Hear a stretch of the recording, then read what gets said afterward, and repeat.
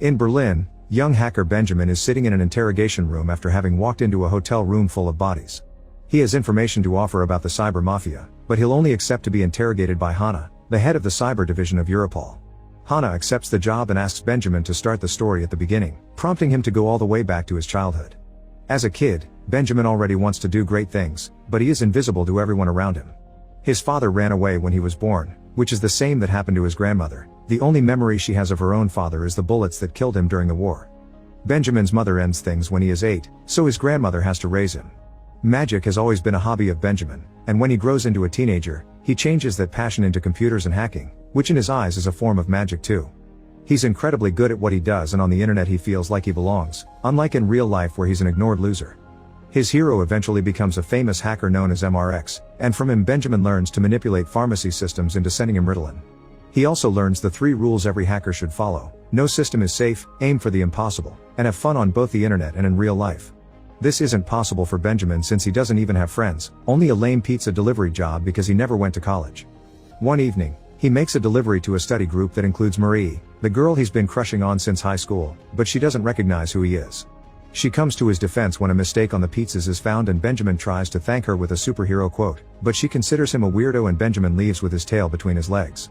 Before he makes it outside though, he overhears Marie mentioning she wishes she could have the exam answers, so he decides to break into the university and hack the central server, that way he could impress her and get her to marry him.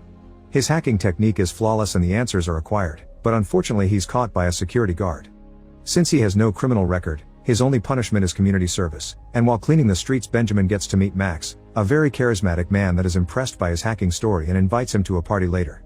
In the evening, Benjamin attends the party and discovers Marie is there too but doesn't dare talk to her.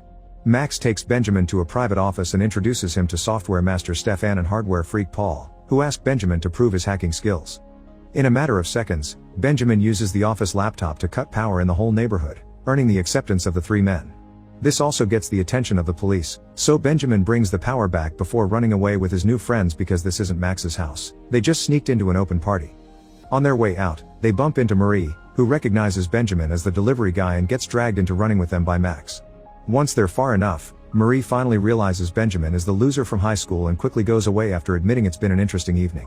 When Max returns home, he finds the door open and his grandmother gone. Luckily he finds her wandering the streets before she gets hurt, but this is a sign that her Alzheimer's has advanced enough for her to need a nursing home. A few days later, Max finds Benjamin again and reminds him of MRX's rules, meaning Benjamin needs to start enjoying life.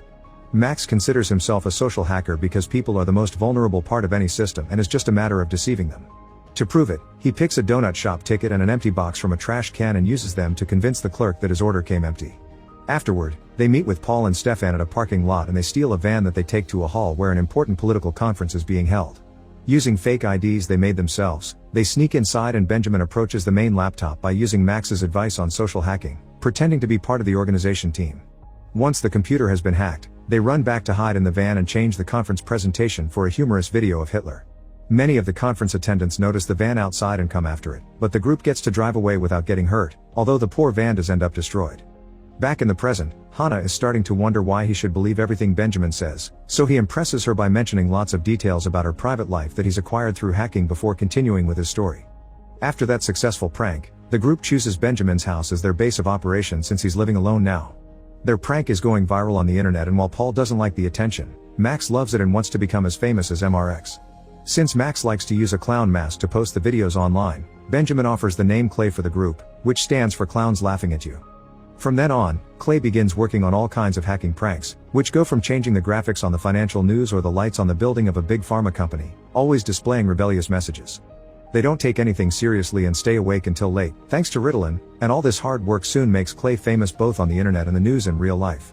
One afternoon, while they're at the grocery store, the group bumps into Marie again, but Benjamin only manages to say hi to her.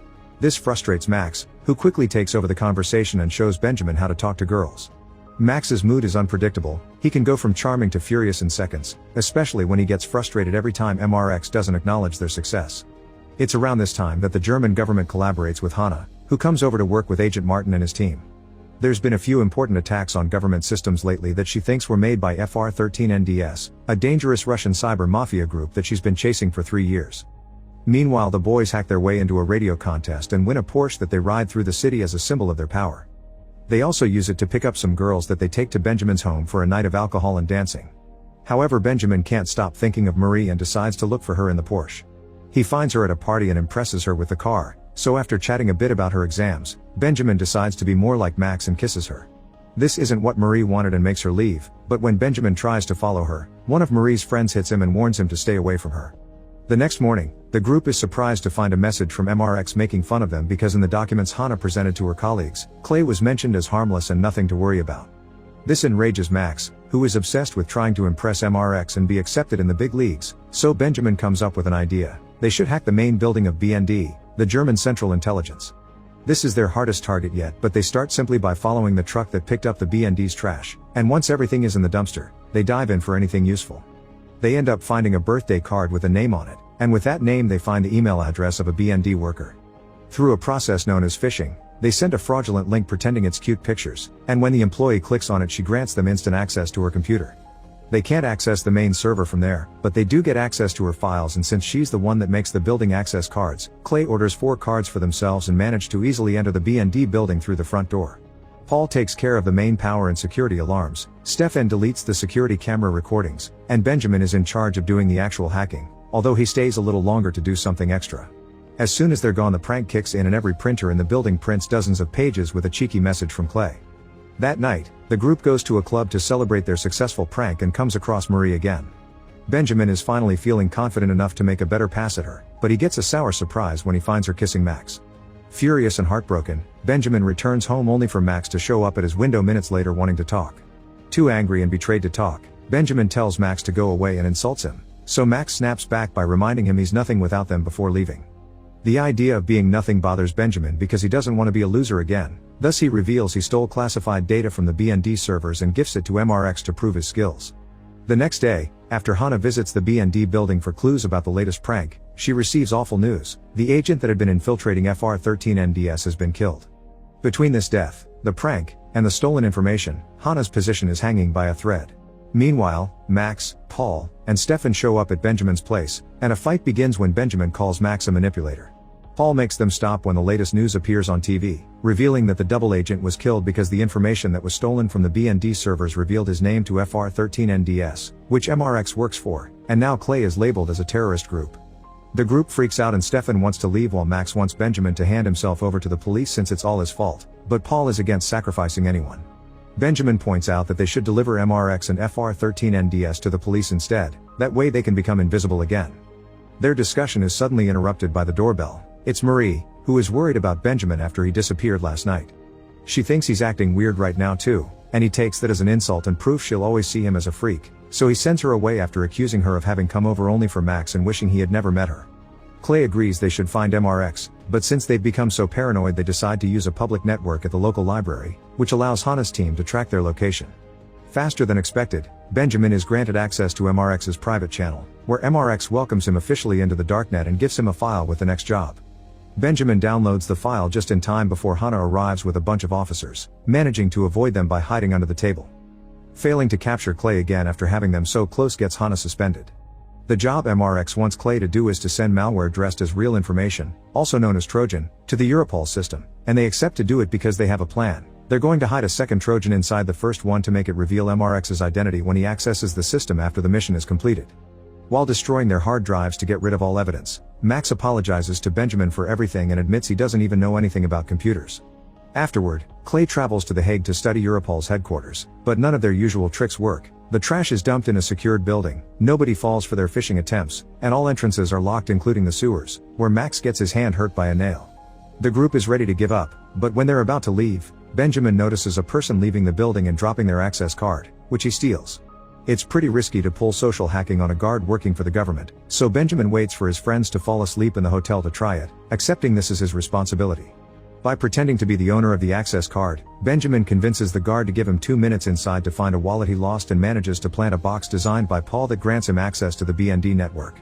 The next morning, Benjamin meets with MRX in his private channel to pass him the hidden Trojan, but MRX already knew about this trick and activates the camera on Benjamin's computer, exposing his face to the entire darknet. Immediately a group of Russian mobsters finds him and chases him through the city. Benjamin only manages to save himself by hiding in the subway tunnels. Sadly his friends aren't as lucky, and when Benjamin returns to the hotel he finds them all dead. After picking up the bullets, Benjamin calls the police and asks for Hana, taking us back to the beginning. He wishes to be invisible again and not to fear for his life, so he's providing all this information in exchange for being accepted into the witness protection program. While Hana calls her higher-ups to get the deal, Benjamin reminisces about her last evening spent with Marie, during which she thanked him for hacking the exam answers and they kissed. Benjamin also asked her to run away with him. Martin comes over and tells Hana not to trust Benjamin because his story has lots of holes, but Hana makes him change his mind by convincing him that Benjamin is the only one that can bring down MRX and friends, who are the real criminals. Benjamin is given a computer to work his magic, logging into the darknet pretending to be MRX and confessing he's a snitch working with law enforcement. The real MRX gets so desperate to clear his name that he forces his way in with unsafe methods, allowing Benjamin to expose him as a 19-year-old American guy from New York that immediately gets arrested by the FBI. Delighted by this success, Hana informs Benjamin that he'll get his new identity in a few hours while noticing a wound on his hand that looks like a nail did it.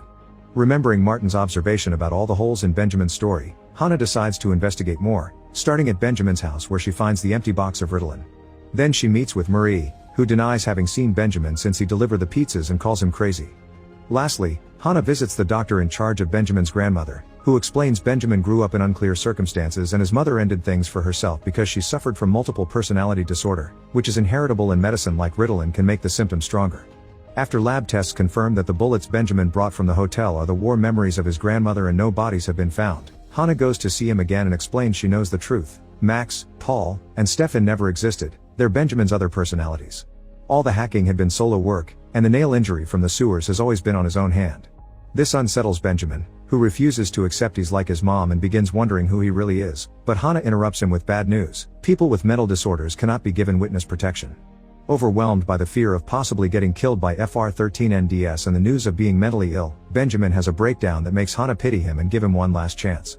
On their way to court, Hana gives Benjamin access to a government computer and explains the witness protection program is a literal program he can hack, so he can set up his new identity after promising he'll never hack anything ever again.